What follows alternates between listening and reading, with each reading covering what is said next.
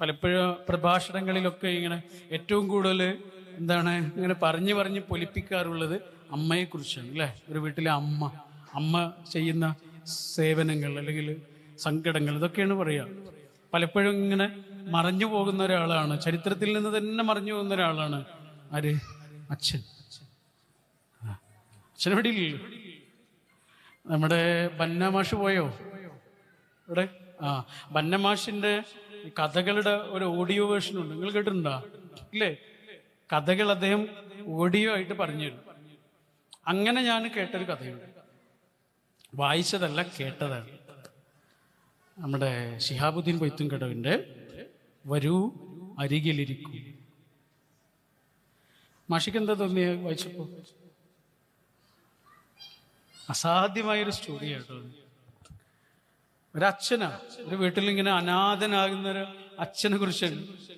അയാൾ കുറെ കാലം ഗൾഫിലൊക്കെ പോയിട്ട് അധ്വാനിച്ച് അങ്ങനെ അങ്ങനെ അങ്ങനെ അങ്ങനെ അയാളുടെ ചോരയും നീരൊക്കെ ഇങ്ങനെ പോയിക്കൊണ്ടിരിക്കും.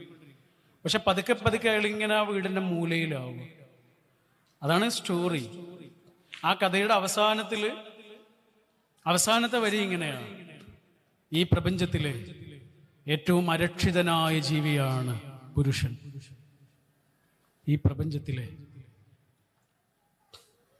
നിങ്ങൾ ആലോചിക്കേണ്ടത് നിങ്ങളുടെ അച്ഛനെയാണ് കേട്ടോ, അല്ലെങ്കിൽ വാപ്പയെയാണ് കേട്ടോ. എന്താണ് കഥകാരന് അവസാനം പറയാ? പുരുഷൻ ഈ പ്രപഞ്ചത്തിലെ ഏറ്റവും അരക്ഷിതനായ ജീവിയാണ്. മക്കളുണ്ടാകുന്നതോടെ അയാളുടെ ഭാര്യയ്ക്ക് പോലും അയാളെ വേണ്ട. മുറ്റത്തെ കുറ്റിമുല്ലയുടെ ചെടി ഒരു ദിവസം, പെട്ടെന്നൊരു ദിവസം, ഒരു ചൂലായി മാറി മൂലയിലിരിക്കുന്നത് പോലെ അയാൾ ഉപേക്ഷിക്കപ്പെടുന്നു.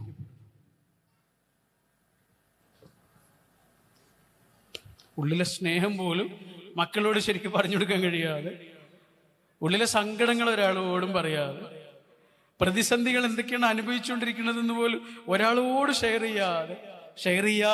ചെയ്യാതെ തിരിച്ചറിയപ്പെടാതെ പോകുന്ന മനുഷ്യന്മാരാണ് പൊതുവെ അച്ഛന്മാർ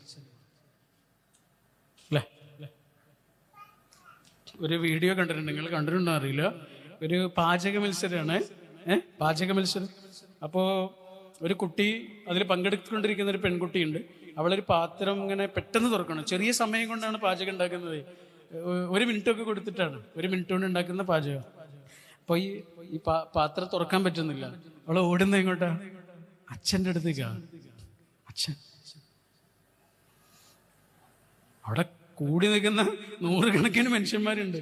ആ മനുഷ്യനിൽ നിന്ന് ഏറ്റവും സുരക്ഷിതമായി ഓടി അണയാൻ കഴിയുന്ന ഒരു ചൂടുണ്ടെങ്കിൽ അവൾക്കറിയാം, നിരുപാധികം എന്നെ സ്വീകരിക്കുന്ന മനുഷ്യൻ അല്ലേ. നമ്മളെ പണ്ടൊക്കെ നമ്മുടെ നാട്ടിൽ അപ്പയില്ലേ, നമ്മൾ കമ്മ്യൂണിസ്റ്റ് അപ്പ എന്ന് പറയില്ലേ? ഇവിടെ എന്താ പറയാ? കമ്മ്യൂണിസ്റ്റ് അപ്പ. പണ്ട് കമ്മ്യൂണിസം ലോകത്ത് മുഴുവനും വളരെ പെട്ടെന്ന് വ്യാപിച്ചിരുന്നു. അതുപോലെ പെട്ടെന്ന് വ്യാപിച്ചിരുന്ന ഒരു ചെടിയായിരുന്നു എന്ത്? അപ്പ. അതുകൊണ്ടാണ് കമ്മ്യൂണിസ്റ്റ് അപ്പ എന്ന് പേര് കിട്ടി. ശരിക്കും അതിന്റെ നിറം എന്താണ്? ചുവപ്പല്ല, എന്താണ്? പച്ചയാണ്. ഈ അപ്പയ്ക്കൊരു പ്രത്യേകത ഉണ്ടെന്നറിയോ? നമുക്ക് അറിയാലോ അല്ലേ? പെട്ടെന്ന് മുറിയൊക്കെ ആയാൽ അതിന്റെ തുമ്പ് ഇങ്ങനെ ഒടിച്ചിട്ട് അതിന്റെ നീര് നമ്മുടെ മുറിയിലാക്കി കഴിഞ്ഞാൽ പെട്ടെന്ന് ഉണങ്ങും. പെട്ടെന്ന് കിട്ടുന്ന പച്ചമരുന്നാണ് അല്ലേ? എന്ത്? അപ്പ.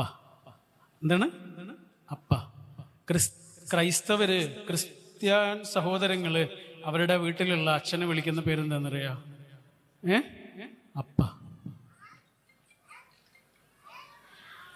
നമ്മുടെ പെട്ടെന്നുണ്ടാകുന്ന മുറിവുകളില്ലേ, അതിനെ ഓടിച്ചെന്ന് കെട്ടിപ്പിടിക്കാൻ പറ്റിയ വീട്ടിന്റെ ഉള്ളിലെ പച്ചമരുന്നിന്റെ പേരാണ് അപ്പ.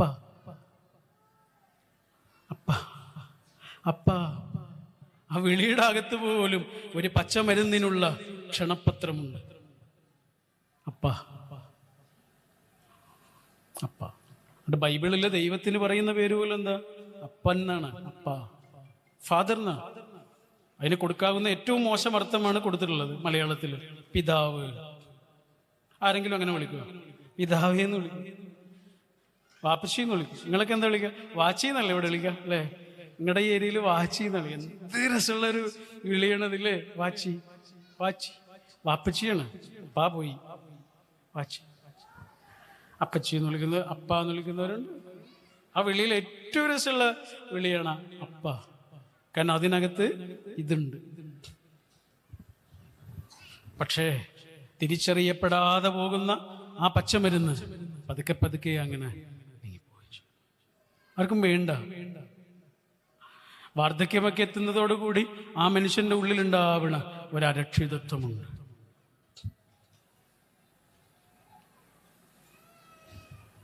അപ്പ സങ്കടങ്ങളൊന്നും പറയൂല കേട്ടോ. പുരുഷന്റെ ഒരു പ്രത്യേകതയാ, ഒരു വിഷമം വന്നാൽ ആരോടും പറയുമൊന്നുമില്ല. നിങ്ങൾ എത്ര വേണമെങ്കിലും ചെന്ന് ചോദിച്ചോളൂ, പറയൂല. എത്ര നിർബന്ധിച്ചാലും പറഞ്ഞു തരില്ല. അവസാനം പറയും എനിക്കൊരു സ്വസ്ഥത തന്നാൽ മതി എന്നൊക്കെ പറയും, അല്ലേ? കാരണം ഒരാളോട് ഷെയർ ചെയ്യാൻ ഇഷ്ടപ്പെടില്ല. അതെല്ലാ പുരുഷന്മാരും അങ്ങനെ തന്നെയാണ്. സ്ത്രീകൾ നേരെ തിരിച്ചാണ്, അല്ലേ? ഒരു വിഷമം വരുമ്പോൾ അവൾക്കത് പറയാന്നുള്ളതാണ് ഒന്നാമത്തെ മരുന്ന്. ആരോടെങ്കിലും ഒന്ന് പറയണം. പറയണ എന്തിനാ? പരിഹാരം കിട്ടാനൊന്നുമല്ല കേട്ടോ. ഭയങ്കര ഒരു സംഭവമാണത്. സ്ത്രീയും പുരുഷനും എങ്ങനെയാണ് സങ്കടങ്ങളെ സ്വീകരിക്കുന്നത്. പുരുഷനൊരു സങ്കടം വന്നാൽ അവൻ ആരോടും പറയുന്നില്ല, അവനതിനൊരു പരിഹാരം കിട്ടണം, അത്രേ ഉള്ളൂ.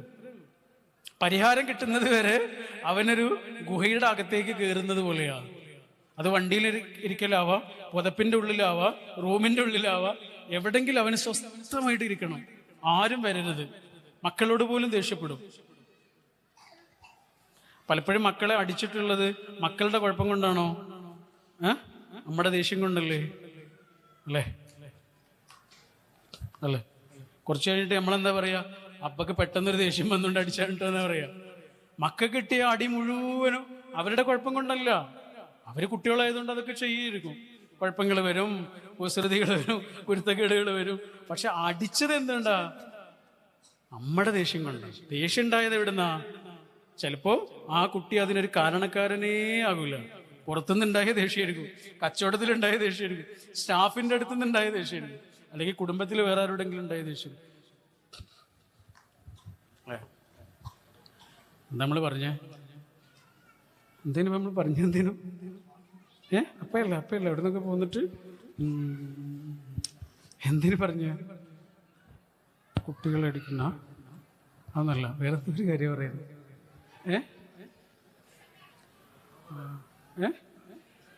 വേറാണല്ലേ അല്ലെ? ഇപ്പൊ അവസാനം പറഞ്ഞ എന്തായിരുന്നു? പുരുഷൻ. Yes, thank you. നിങ്ങളെ പേരെന്താ? നിങ്ങൾ നല്ലൊരു സ്റ്റുഡൻ്റാണ്. പുരുഷന്മാര് സങ്കടം വന്നാൽ ആരോടും പറയില്ല. അപ്പൊ നമ്മൾ വിചാരിക്കുക എന്താണ്, നിങ്ങൾക്കൊരു സങ്കടം ഉണ്ടായിട്ട് എന്നോട് പറഞ്ഞില്ലല്ലോ എന്നൊക്കെ ചോദിക്കൂലേ? നിങ്ങൾ രാവിലെ പോയ ആളല്ലല്ലോ, വൈകിട്ട് വരുമ്പോ എന്നോടെങ്കിലും ഒന്ന് പറഞ്ഞൂടെ എന്നൊക്കെ ചോദിക്കൂലേ? പറയൂല. അത് പുരുഷന്റെ പ്രത്യേകതയാ. അവനതിന് പരിഹാരം കിട്ടണം. എന്നാലോ സ്ത്രീ നേരെ തിരിച്ചുമാണ്. അവൾക്കൊരു സങ്കടം വന്നാൽ പരിഹാരം കിട്ടുന്നതിനേക്കാൾ അത് അവൾക്ക് ആരോടെങ്കിലും ഒന്ന് ഷെയർ ചെയ്യണം. ആരോടാ ആദ്യം വന്ന് ഷെയർ ചെയ്യുക? നമ്മളോട്. നമ്മൾ പറഞ്ഞു തുടങ്ങുമ്പോഴേക്കും എന്ത് കൊടുക്കും? പരിഹാരം. ഇതല്ലേ? അവൾക്ക് എന്ത് വേണ്ട? പരിഹാരം വേണ്ട. അത് പിന്നെ വന്നോളൂ. ആദ്യം അവൾക്ക് എന്ത് വേണം? ഇത് ആരോടെങ്കിലും ഒന്ന് ഷെയർ ചെയ്യണം. അതുകൊണ്ട് സ്ത്രീ എന്ന് പറയുന്നത് ഭയങ്കര ഇമോഷണൽ ജീവിയാണ്. അവൾക്ക് സങ്കടമാവട്ടെ, സന്തോഷമാവട്ടെ, പിന്നെ എല്ലാ ഫീലിങ്ങും അവൾക്ക് എക്സ്ട്രീമാണ്. അതിൻ്റെ കാരണം എന്താണെന്ന് വെച്ചാൽ തലച്ചോറിൻ്റെ 2 ഭാഗങ്ങൾ ഒരേപോലെ വർക്ക് ചെയ്യും. സങ്കടം വന്നാലും കൂടുതൽ സങ്കടമായിരിക്കും. സങ്കടമായിട്ട് ബന്ധപ്പെട്ട എല്ലാം അവൾക്ക് വരും. സന്തോഷം വരുമ്പോഴും എല്ലാ സന്തോഷങ്ങളെയും ഒരുപോലെ അവള് മനസ്സിലേക്ക് ഓർത്തെടുക്കും, അല്ലേ? ഇന്നുണ്ടായൊരു സംഭവം എങ്ങനെ അവള് പറയാ? അതുപോലൊരു സംഭവം 10 കൊല്ലം മുമ്പ് നടന്നിട്ടുണ്ടെങ്കിൽ അതാണ് ആദ്യം പറയാ, അല്ലേ? അതെന്തുകൊണ്ടാ? അവള് കണക്ട് ചെയ്യും. പണ്ടൊരു മാഷ് കല്യാണം കഴിച്ചൊരു കഥയുണ്ട്. എനിക്ക് തമാശ പറയാനൊന്നും അറിയില്ല, ചിലപ്പോൾ ഇത് തമാശയായിട്ടൊന്നും മാറൂല. പറ്റുകയാണെങ്കിൽ നിങ്ങൾ ആസ്വദിച്ചാൽ മതിട്ടാ. ഇത് തമാശയാണ് ശരിക്കും. എനിക്കത് പറയാൻ കഴിയുമെന്ന് അറിയില്ല, അതാണ് ഞാൻ പറഞ്ഞത്. ഓക്കെ. അപ്പം മാഷി കല്യാണം കഴിഞ്ഞ് പുതിയ പെണ്ണാണല്ലോ. അപ്പം അവളോട് ഒരു ദിവസം പറഞ്ഞു, എൻ്റെ ക്ലാസ്സിൽ ബിന്ദു എന്ന് പറഞ്ഞിട്ടുള്ളൊരു മോളുണ്ട്, അവളുടെ നെറ്റിയിൽ നല്ല രസമുള്ളൊരു മറുകുണ്ട്, ആ മറുക് ഭയങ്കര ഭംഗിയാണ്, ക്ലാസ് എടുക്കുമ്പോഴൊക്കെ ഞാനത് ശ്രദ്ധിക്കാറുണ്ട് എന്നൊക്കെ പറഞ്ഞു. കുറേ കാലം കഴിഞ്ഞ് ഇയാൾ പെൻഷനൊക്കെ പറ്റി, റിട്ടയർഡായി. ഒരു ദിവസം രാത്രി ഇങ്ങനെ തപ്പിപ്പിടിച്ച് വരുന്ന സമയത്ത് കല്ലിൽ തട്ടിയിട്ട് ആള് വീണ്. ഭാര്യ ഓടി വന്നിട്ട് വർഷം കൊണ്ട് ഓടി വന്നിട്ട് ചോദിച്ചു, എന്ത് പറ്റി? ഞാൻ കല്ല് കണ്ടില്ല എന്ന് പറഞ്ഞു. മുന്നിലെ കല്ല് കണ്ടില്ല. ഉടനടി 50-40 കൊല്ലങ്ങൾക്ക് അപ്പുറത്ത് നിന്നൊരു സംഭവത്തെ ഇങ്ങനെ പെറുക്കിയെടുത്തിട്ട് പറഞ്ഞു, ബിന്ദുവിൻ്റെ നെറ്റിയിലെ മറുക് കാണാൻ കഴിഞ്ഞു, മുന്നിൽ എത്രയും വലിയ കല്ല് കാണാൻ കഴിഞ്ഞില്ലേ. ഇതാണ് കണക്ട്. ഇതെല്ലാ കാര്യങ്ങളിലും ഉണ്ടാവും. സന്തോഷങ്ങളിലുണ്ടാവും, സങ്കടങ്ങളിലുണ്ടാവും, പരാതികളിലുണ്ടാവും, പരിഭവങ്ങളിലുണ്ടാവും, സ്നേഹത്തിലുണ്ടാവും. ഇമോഷണലാണ്, അടിമുടി ഇമോഷണൽ. അതുകൊണ്ടാണ് അവൾക്ക് അമ്മയാകാൻ കഴിയുന്നത്, അതുകൊണ്ടാണ് അവൾക്ക് ക്ഷമിക്കാൻ കഴിയുന്നത്, അതുകൊണ്ടാണ് അവൾക്ക് കാത്തിരിക്കാൻ കഴിയുന്നത്. അമ്മ ആശുപത്രിയിലായാൽ പോലും, ഉമ്മ ആശുപത്രിയിലായാൽ പോലും നമ്മൾ എത്ര ദിവസം ഉറക്കൊഴിക്കും? ഏറി വന്നാൽ ഒരു ദിവസം. പിറ്റേന്ന് ആരെ വിളിക്കും? പെങ്ങളെ വിളിക്കും. എന്നിട്ട് പറയും, ഇനി നീ വന്നിരിക്കടാ, എനിക്ക് പറ്റുന്നില്ല, ഉറക്കൊഴിക്കാൻ പറ്റുന്നില്ല. അവൾ എത്ര ദിവസം വേണേലും ഉറക്കൊഴിക്കും. കാത്തിരിക്കും, 9 മാസവും കാത്തിരിക്കും.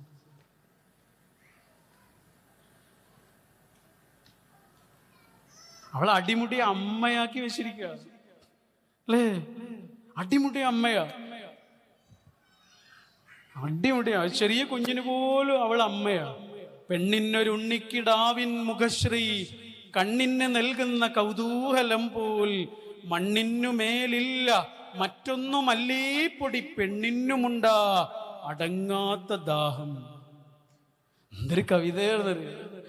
പെണ്ണിന് ഒരു ഉണ്ണിക്കിടാവിൻ്റെ മുഖശ്രീ, കണ്ണിന് നൽകുന്ന കൗതുകല്ലേ, അതുപോലൊന്നും മണ്ണിനു മേലില്ല മറ്റൊന്നും, മല്ലീ പൊടി പെണ്ണിനുമുണ്ട് അടങ്ങാത്ത ദാഹം. എന്തിന്? അമ്മയാണ്. അതുകൊണ്ട് ഒരു ആൺകുട്ടിയുടെ കയ്യിലേക്ക് നിങ്ങൾ ഒരു പാവക്കുട്ടിയെ വെച്ച് കൊടുത്തു നോക്കൂ. പാവക്കുട്ടി കുറച്ച് സമയം കഴിഞ്ഞാൽ അവനതിനെ തോക്കാക്കി മാറ്റും അല്ലേ? എന്നാലൊരു പെൺകുട്ടിയുടെ കയ്യിലേക്ക് ഒരു തോക്ക് വെച്ച് കൊടുത്തു നോക്കൂ, കുറച്ച് സമയം കഴിഞ്ഞാൽ അവൾ അതിനെ ഒരു പാവക്കുട്ടിയാക്കിയിട്ട് മാറ്റും. തോളിലിട്ടിട്ട് ഇങ്ങനെ ഉറക്കുന്നത് കാണാം. ആരാ? തോക്ക്. പെണ്ണിനൊരു ഉണ്ണിക്കിടാവിൻ മുഖശ്രീ, അടിമുടിയ അമ്മയാ അമ്മ. ഞാൻ കുറച്ച് ദിവസം മുന്നേ ഒരു യാത്ര പോയിരുന്നു കേട്ടോ, ഇവിടെ കുവൈത്തില്. അപ്പോൾ അവിടെ 4 പ്രോഗ്രാമിലാണ് പങ്കെടുത്തത്. ഈ 4 പ്രോഗ്രാമിൽ ഒരേ ഡ്രസ്സാണ് ഇട്ടത്. ഒരു കറുത്ത ടീഷർട്ട്, ഇതേപോലത്തെ ഒരു ടീഷർട്ട്.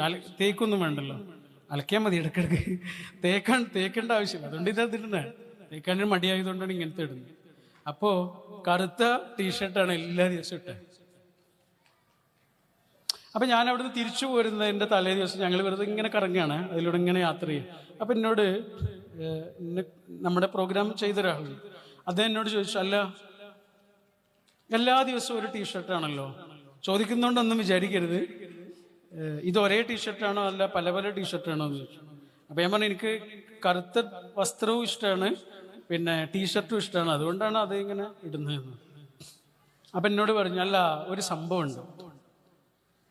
എന്നോട് എൻ്റെ വൈഫ് പറഞ്ഞു, അദ്ദേഹം പറയാ, എന്നോട് എൻ്റെ വൈഫ് പറഞ്ഞു, അല്ല മൂപ്പര് വേറെ ഡ്രസ്സ് കൊണ്ടുവരാൻ മറന്നുപോയതാണോ, അതുകൊണ്ടിരിക്കും ഒരേ ഡ്രസ്സ് തന്നെ ഇട്ടുകൊണ്ടിരിക്കണത്. സത്യത്തിൽ അതായിരുന്നു, സത്യത്തിൽ അതാണ് സംഭവിച്ചത്. കാരണം ഞാൻ ഡ്രസ്സ് വെച്ച എന്തോ ഒരു ബാഗ് ഉണ്ടായിരുന്നു, അത് മറന്നുപോയി. അതുകൊണ്ട് എല്ലാ ദിവസവും ഞാൻ വിചാരിക്കുന്ന ആ പ്രോഗ്രാമിൽ എത്ര ആളുകൾ പങ്കെടുത്തിട്ടുണ്ടാവും, അവരൊന്നും ഇത് ആലോചിച്ചിട്ടില്ലല്ലോ. പക്ഷെ ആ സ്ത്രീ ഇല്ലേ, അവര് ഒരൊറ്റ നിമിഷം അമ്മയായിട്ട് ആലോചിച്ചു. അതാണ് ഒരമ്മയ്ക്ക് മാത്രമേ ഇത് ചിന്തിക്കാൻ കഴിയുള്ളൂ. എൻ്റെ വസ്ത്രം ഇവിടെ ഇങ്ങനെ കീറിയിട്ടുണ്ടെന്ന് വിചാരിച്ചോളൂ. നിങ്ങളൊക്കെ എന്താ വിചാരിക്കുക, എന്തൊരു ലാളിത്യമുള്ള മനുഷ്യനാണ്, കീറിയ വസ്ത്രം പോലും പൊതുസദസ്സിലിടുന്നു എന്നൊക്കെയല്ലേ വിചാരിക്കുക. ഇവരെന്താ വിചാരിക്കുക, അതൊന്ന് കിട്ടിയിരുന്നെങ്കിൽ 5 മിനിറ്റ് കൊണ്ട് ഞാനത് തുന്നി കൊടുക്കുമല്ലോ അല്ലേ. അമ്മ.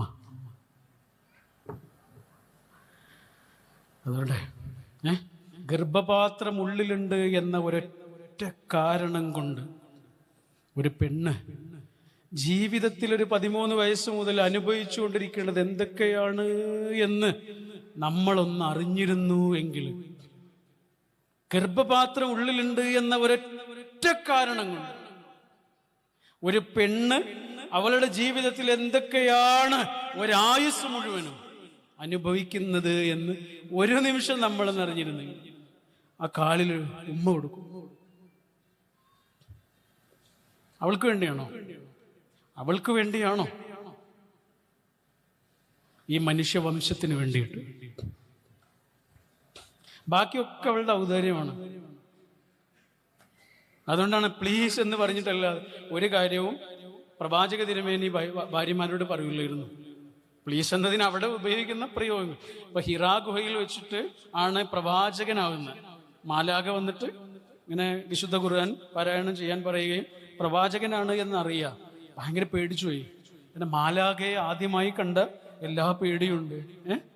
അങ്ങനെ ഓടി വന്നിട്ട് എങ്ങോട്ടാ ഓടി വരുന്നത്? വീട്ടിലേക്ക് ഓടി വരുന്നത്.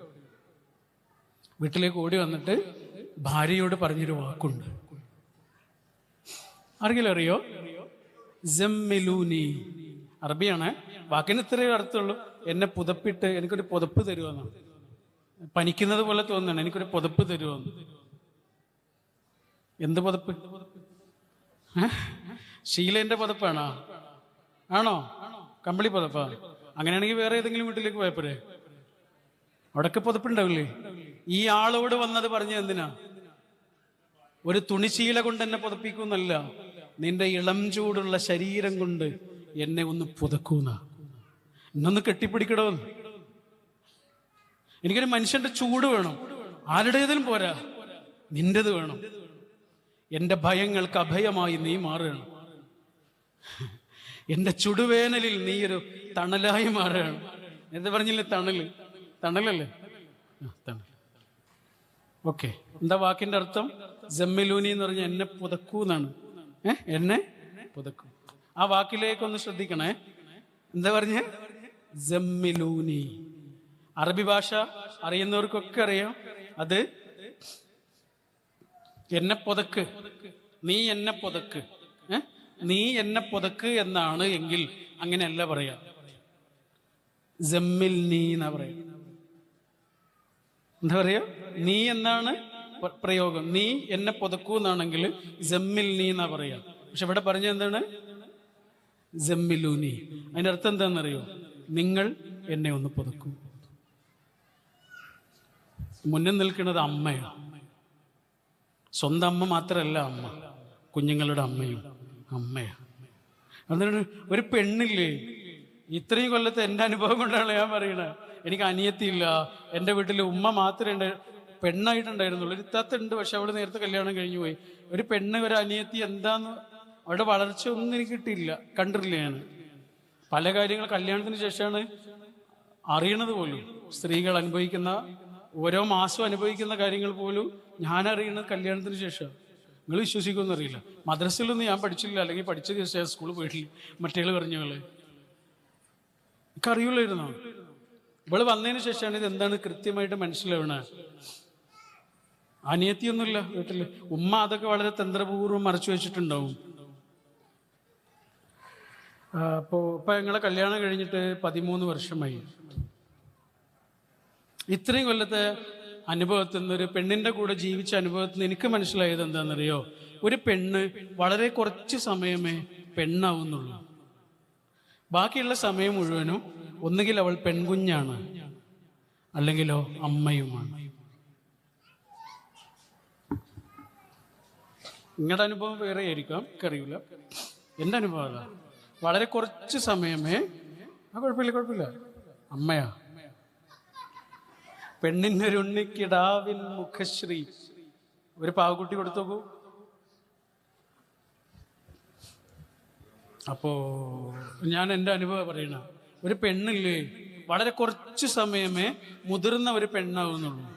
ഇപ്പൊ കാമുകി അല്ലെങ്കിൽ പ്രണയിനി, ഒരു ഭാര്യ എന്നൊക്കെയുള്ള അങ്ങനത്തെ ഒരു വൈകാരിക സംഭവങ്ങളൊക്കെ ഇല്ലേ, അത് വളരെ കുറച്ച് സമയമാണ്. പ്രണയിനി ആകുന്നത് പോലും വളരെ കുറച്ച് നിമിഷങ്ങളാണ്. ബാക്കിയുള്ള സമയം മുഴുവനും അവൾ ഒന്നുകിൽ പെൺകുഞ്ഞാണ്.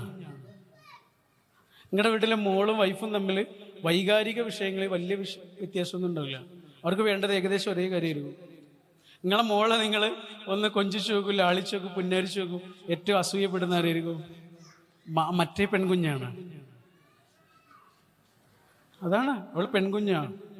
ഒരു പെൺകുഞ്ഞിന് എന്തൊക്കെയാണോ വേണ്ടത് അതൊക്കെ അവൾ ആഗ്രഹിക്കുന്നുണ്ടോ? ബാക്കിയുള്ള സമയം അവൾ എന്താണ്? അമ്മയുമാണ്.